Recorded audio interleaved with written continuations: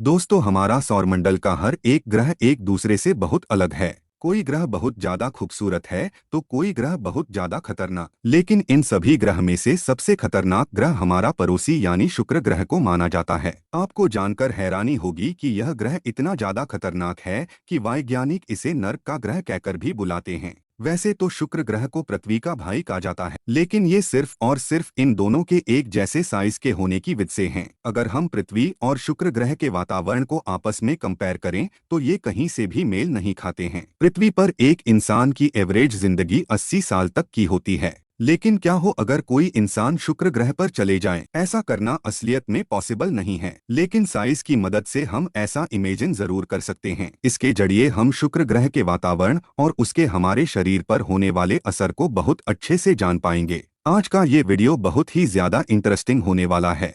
Hello दोस्तों, मेरा नाम है आकाश और चले शुरू करते हैं। दोस्तों, शुक्र ग्रह सौरमंडल का दूसरा ग्रह है और ये मरकरी ग्रह के बाद और पृथ्वी ग्रह से पहले मौजूद है। इसका साइज बिल्कुल हमारी पृथ्वी के जैसा ही है, जिस वजह से इसका गुरुत्वाकर्षण भी लगभग हमारी पृथ्वी के बराबरी है। यानी अगर आप शुक्र ग्रह की सतह पर एक छलांग लगाएंगे तो आपको ग्रेविटेशन फोर्स में कोई भी डिफरेंट नहीं महसूस होगा। शुक्र ग्रह हमारी पृथ्वी से सबसे नजदीक मौजूद ग्रह है, लेकिन ऐसा होने के बावजूद इन दोनों ग्रहों के बीच की दूरी 4 करोड़ किलोमीटर है। अगर आप एक अंतरिक्ष यान में सवार होकर शुक्र ग्रह तक जाने की कोशिश करते हैं तो आपको ऐसा करने में करीब 4 महीनों का समय लगेगा। वैज्ञानिक शुक्र ग्रह के बारे में जानने के लिए कई सारे स्पेस क्राफ्ट इस तक सेंड कर चुके हैं। इनमें से ज्यादातर मिशन ऑर्बिटल मिशन रहे हैं, यानी ऐसे स्पेस क्राफ्ट जो शुक्र ग्रह के अंदर न जाकर उससे बाहर से ही चक्कर लगाते रहते हैं। इसके अलावा वैज्ञानिक शुक्र ग्रह पर फ्लाई बाय मिशन को भी भेज चुके हैं। या ऐसे मिशन होते हैं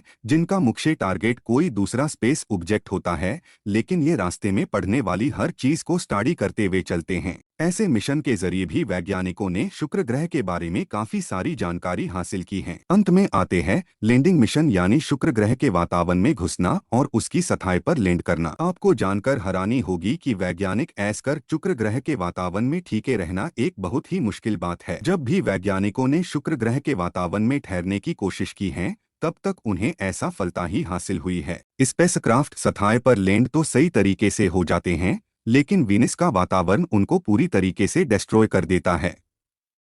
दोस्तों, आज तक शुक्र ग्रह के वातावरण में सबसे लंबे समय तक ठहरने वाला स्पेसक्राफ्ट मात्र 2 घंटे के लिए फंक्शन कर पाया था। मैं जानता हूं ये सुनने में अविश्वास से नहीं लग सकता है, लेकिन ये पूरी तरीके से सच है। मान लेते हैं आप अपने यान में सवार होकर 4 महीने का समय बिठाने के बाद और 4 करोड़ किलोमीटर की दूरी को कवर करने के बाद शुक्र ग्रह तक पहुंचते हैं।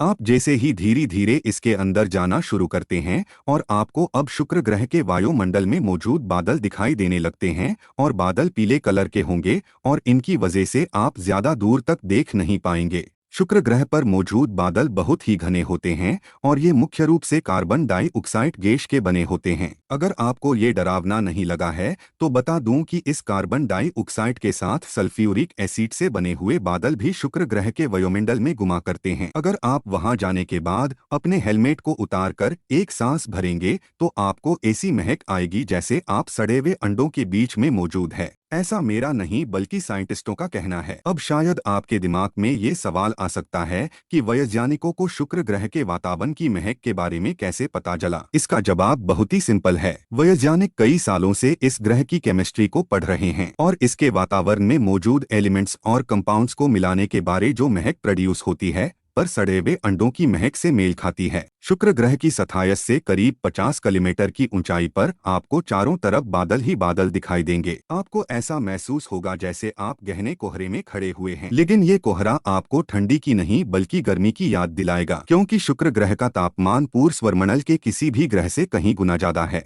यह तापमान इतना ज्यादा है कि आप किसी भी तरीके से इसे 1 सेकेंड के लिए भी नहीं झेल सकते हैं। लेकिन हम मान लेते हैं कि आप वीनस पर एक बहुत ही अच्छा स्पेस सूट पहन कर गया है, जो आपको यहाँ के हाई तापमान और टॉक्सिक वातावरण से बचा कर रखेगा। जैसे जैसे आप अपने अंतरिक्ष यान को नीचे लाना शुरू करेंगे, वैसे वैसे आपको शुक्र ग्रह की सतह क्लियर रूप से दिखने लगेगी। 15 किलोमीटर नीचे आने के बाद आपको शुक्र ग्रह पर मौजूद पहाड़ क्लियर रूप से दिखाई देने लगेंगे, जिसमें से जद्दर पहाड़ असल में ज्वालामुखी होंगे। शुक्र ग्रह पर बहुत सारे ज्वालामुखी मौजूद हैं, जो इसके वातावरण में मौजूद टॉक्सिक गैसेज का एक प्रमुख कारण है। सतह पर लैंड करने के अब आप जैसे ही अपने स्पेसक्राफ्ट से बाहर निकलेंगे, आपको अपने सिर पर एक भीषण दबाव महसूस होगा। अभी तक आप अपने यान के अंदर थे, जो शुक्र ग्रह के एटमॉस्फेरिक प्रेशर को फिल नहीं होने दे रहा था, लेकिन जैसे ही आप उससे बाहर निकलेंगे, आपको शुक्र ग्रह की हवा का दबाव फिल होने लगेगा। जब आप आसमान में देखेंगे तो आपको दिन तो दिखाई देगा, लेकिन दिन करने वाला ऑब्जेक्ट यानी सूरज आपको कभी भी नजर नहीं आएगा। इसलिए क्योंकि शुक्र ग्रह वायुमंडल बहुत घना है और सनलाइट का सरफेस तक पहुंचना यहाँ एक इम्पॉसिबल बात है। वैज्ञानिक बताते हैं कि सूर्य की रोशनी की मात्रा केवल 10% ही शुक्र ग्रह की सतह तक पहुंच पाती है। 1981 में रूस की स्पेस एजेंसी ने वेनरा 13 नाम का एक स्पेसक्राफ्ट शुक्र ग्रह की सतह पर भेजा था। यह वीनस पर भेजा जाने वाले स्पेसक्राफ्ट की सीरीज का 13वां स्पेसक्राफ्ट था। यह शुक्र ग्रह की जमीन पर सक्सेसफुली लैंड होने के बाद यह स्पेसक्राफ्ट करीब 127 मिनट तक सही तरीके से फंक्शन करता है, लेकिन इसके बाद शुक्र ग्रह का वातावरण इसे तबाह कर देता है। यह शुक्र ग्रह पर सबसे लंबे समय तक सरवाइव करने वाला स्पेसक्राफ्ट है और इसका रिकॉर्ड को आज भी कोई दूसरा स्पेसक्राफ्ट नहीं तोड़ पाया है। वीनस का गुरुत्वाकर्षण बल भले ही हमारी पृथ्वी के जैसा हो, लेकिन फिर भी आपको इसकी सतह पर चलने में एक अजीब सा भार महसूस होगा। आपको ऐसा लगेगा जैसे आप जमीन के अंदर चल रहे हैं और आपके आसपास बहुत सारे पार्टिकल्स मौजूद हैं। वीडियो आपको कैसा लगा कमेंट में जरूर बताना और 06 क्रिएशन चैनल को सब्सक्राइब कर देना। धन्यवाद।